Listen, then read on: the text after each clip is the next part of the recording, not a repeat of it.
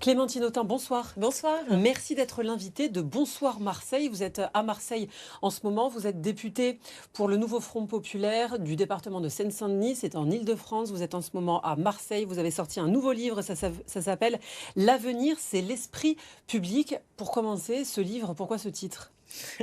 Parce que je veux défendre l'esprit public face à une société qui, je trouve, asphyxiée socialement, économiquement, budgétairement, culturellement aussi.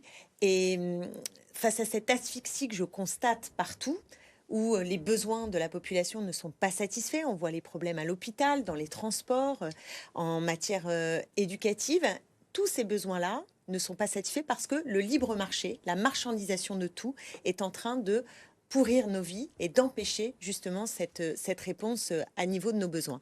Et pour faire face à cette situation, l'esprit public, c'est précisément l'économie de la mise en commun qui respecte la planète, c'est un État stratège et c'est aussi la démocratie active. Et je pense que ce chemin, ces trois choses-là, peuvent permettre de réparer ce pays que je ressens comme étant au bord du gouffre et dans un moment international très violent aussi.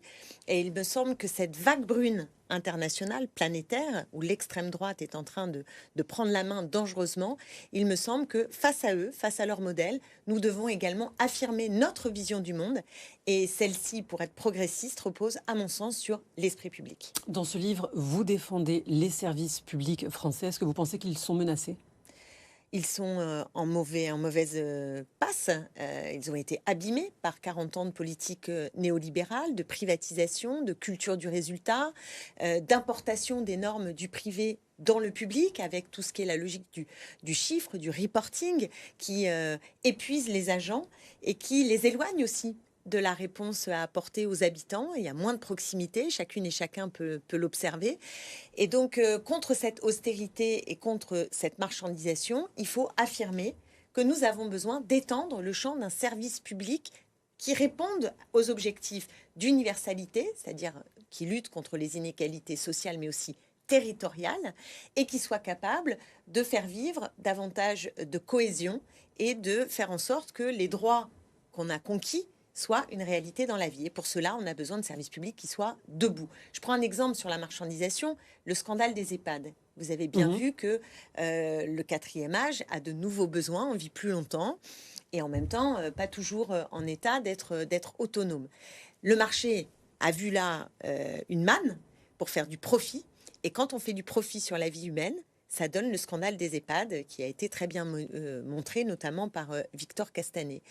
Donc je pense que typiquement, on se rend compte que seule une instance dont l'objectif est l'intérêt général, dont l'objectif est de servir les besoins humains, peut répondre et satisfaire cela. Ça suppose de la solidarité et ça suppose une réforme fiscale pour qu'on ait un impôt plus juste, qu'on aille chercher les recettes qui nous permettent de mieux répondre aux besoins de transport. Ici, je vois à Marseille ces besoins de transport très importants. Ça, c'est investir dans le bien commun et tout le monde en profite. C'est universalisant. On a besoin de ça. Alors, c'est vrai que si on prend l'exemple de Marseille, en termes de services publics, on sait que les écoles, les transports, tout cela, c'est compris dans le plan Marseille en grand qui a été annoncé par Emmanuel Macron lorsqu'il est venu plusieurs fois à Marseille. Il y a un autre volet qui parfois est un peu oublié. Vous parliez d'ailleurs d'inégalité territoriale. Ce sont les hôpitaux, le département du 13, des Bouches-du-Rhône, est celui de France qui est le plus touché par les agressions de soignants, que ce soit dans les cabinets et dans les hôpitaux. Et on sait que ces agressions, elles sont pour grande partie dues à un personnel soignant qui n'est pas assez nombreux, à un temps d'attente aux urgences qui est extrêmement important. Là, comment on fait pour tout ça? Pour vous, ça passe par une augmentation des impôts et plus d'argent, plus de financement des hôpitaux et le fait de recruter aussi? Bien sûr qu'on a un enjeu de financement. Vous savez que l'agression par les citoyennes et citoyens d'agents de services publics a explosé. C'est vrai à Pôle emploi, c'est vrai dans la police, avec, on le sait, une relation police-citoyen qui est dégradée. Beaucoup d'agressions. Et donc, ça met en cause le service public. Et donc, il faut lui donner les moyens de mener à bien sa mission. Et beaucoup d'agents sont malheureux de ne pas pouvoir faire correctement leur travail. Et à l'hôpital, c'est particulièrement criant. Donc oui, il faut investir, il faut plus de fonctionnaires. J'ose le dire, c'est pas à la mode. Vous avez toutes les droites qui hurlent qu'il faut prendre la tronçonneuse et couper dans les budgets publics et donc couper aussi le nombre de fonctionnaires. C'est exactement l'inverse qu'il faut faire. Nous avons besoin de plus de fonctionnaires, de changer de culture aussi à l'intérieur des services publics, parce que je pense que cette logique du chiffre, cette logique comptable, cette austérité qui a tout gangréné, ces normes du privé qui ne marchent pas dans le public, vous ne pouvez pas demander à un service public d'être rentable. Ça n'a pas de sens, en fait. Et ça, pour le coup, on a les moyens de le faire. Nous avions, il y a quelques semaines, proposé la taxe Zuckman avec ma collègue Eva Sass, c'est-à-dire de s'attaquer au patrimoine des hyper riches, de ceux qui ont plus de 100 millions d'euros sur leur compte, enfin en termes de patrimoine, de prendre 2%, et avec ça, on peut dégager 15 à 25 milliards d'euros.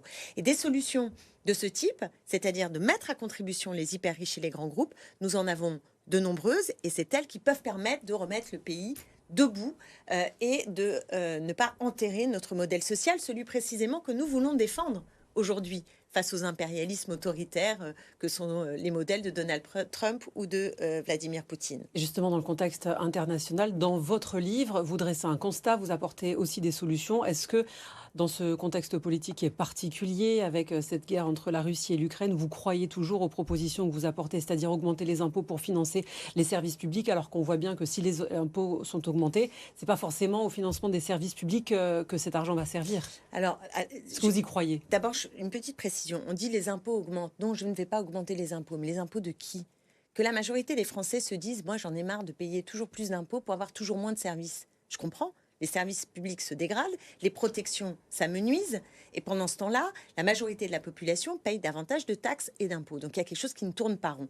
Et en fait, ce qu'on a fait depuis des décennies, c'est qu'on a déversé de l'argent public pour les gens les plus riches de notre pays et pour les grands groupes économiques. Donc c'est ça qui doit cesser, ça doit s'arrêter. Et donc il faut mettre de la justice dans notre fiscalité, et à partir de là, nous dégagerons de nouvelles marges, aussi en ayant une logique publique qui arrête les aides sans contrepartie à des grands groupes qui font des profits. Ça n'a aucun sens. Donc, une fois qu'on a une autre logique qui est celle de l'esprit public, on peut dégager de l'argent. Et faisons très attention, l'économie de guerre est une mauvaise issue, une mauvaise proposition dans la période. S'il faut, bien sûr, s'assurer que notre défense n'est pas impactée par la rupture qu'a opéré les États-Unis dans l'OTAN et qui, jusqu'ici, assurait la protection militaire de la France, en tout cas, qui contribuait à l'armement de la France et à sa sécurité, c'est terminé. Donc, réfléchir à comment on a notre indépendance et notre pleine souveraineté dans ce domaine me paraît une chose importante.